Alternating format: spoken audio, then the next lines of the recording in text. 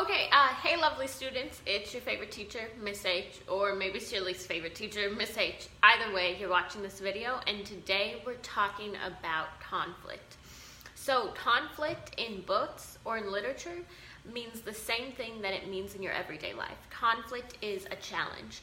So when we're talking about conflict in our books, we're going to be talking about what challenges are the characters facing. So conflict is, just like it is in our real life, the challenges that characters in books are facing.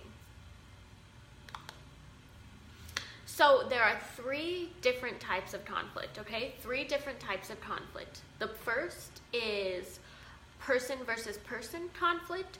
So that would be if like two different characters were fighting.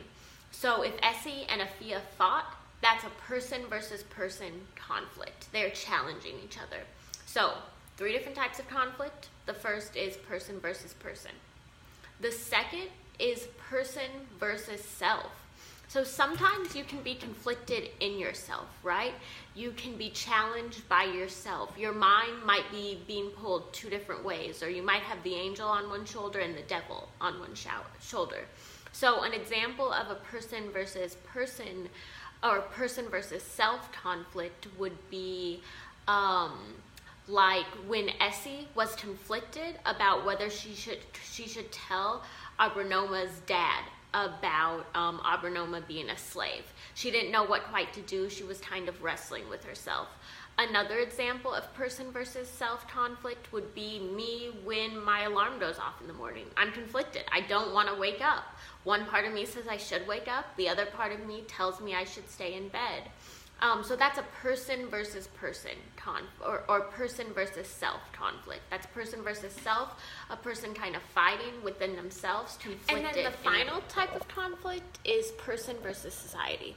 And that's one person against a whole large group, or one person against an entire country or an entire city. It's one person against a really large group.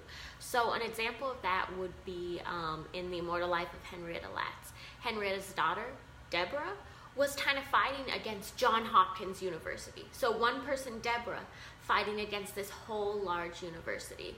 Another example would be if we remember way back last year when we read Black Boy, and Richard was fighting against like racism in the town he was in, and he was fighting against Jim Crow laws. So that's another example of person versus society. So person versus society is one person against a really large group. For our book Homegoing, we're mainly going to be talking about either person versus person conflict or person versus self conflict. There will be a little person versus society in the next few chapters, but we're mainly going to see a lot of person versus person and person versus self conflict.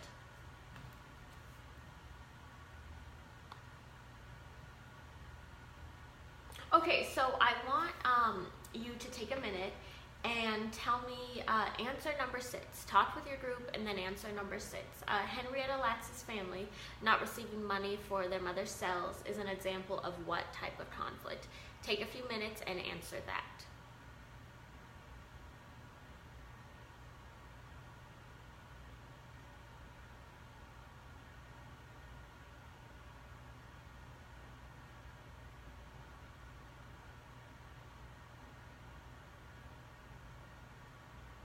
Okay, you all should have gotten something down. That type of conflict is person versus society. I already kind of gave you that example. So Henrietta's family not receiving money for Henrietta's cells from Johns Hopkins, that's like one person or a few people against a really large group. So that is person versus society.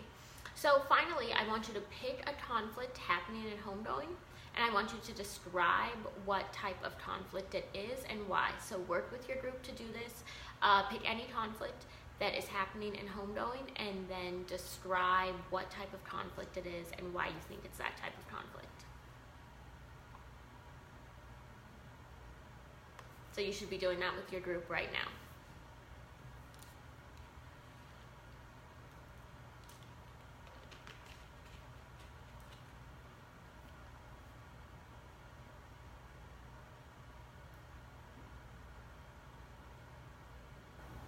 Okay, now that you've answered number 7, I want you and your group to flip over to the back page, and you'll see this list of conflict examples. So in the first column, I have the example. In the second column, it says type and explanation, and then the third column says quote. So in that first column, you'll put the example, what the conflict is. In the second column, you'll tell me which type of conflict it is and explain why it's that type of conflict. And then in the third, you're going to put the quote that proves there's a conflict going on. So you give the example, just tell me what it is. Type an explanation, tell me the type of conflict it is and why you say it's the type. And then over here, you give the quote that proves that conflict's going on. So I did the first one for you. My example is Essie's Village. Remember in chapter 2, Essie's Village being invaded by slave catchers. That is, of course, a person versus person conflict because other people are trying to invade Essie's village and capture her. And then the quote I used was from page 21 when it says, Essie heard the 3 shouts, which meant their village was being attacked.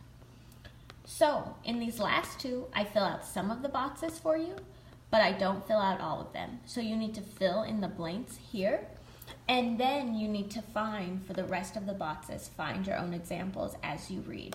There's also this last one down here where I fill in this first example, but you need to fill in the rest of the 2 boxes.